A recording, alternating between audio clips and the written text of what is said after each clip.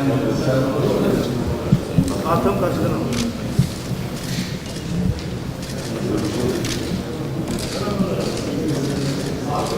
Ahmet abi.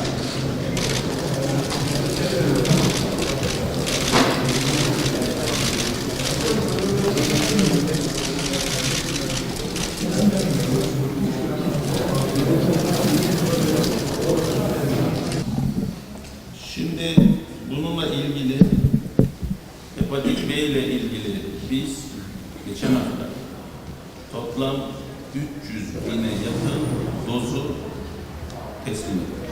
Yani Türkiye'de 550 bine yakın da polio aşısını verdik. Dolayısıyla bu anlamda ne hepatit B ne de polio aşısında herhangi bir sorun yaşanmıyor ve yaşatmayacağız.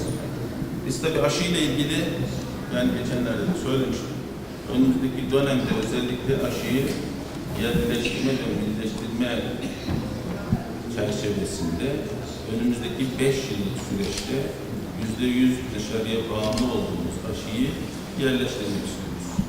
Önümüzdeki bir yıl içinde de özellikle kuduz ve benzeri antiserumlarını da bir yıl içinde yerleştirme, yani ruhsatını verme sürecini başlattık.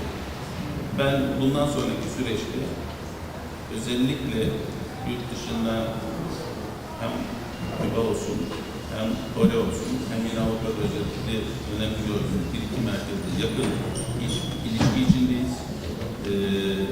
Özellikle teknoloji transferi ve Ar-Ge bölümünde önümüzdeki dönemde aşıyı yerleştirme noktasında kararlı olduğumuzu söylemek istiyorum.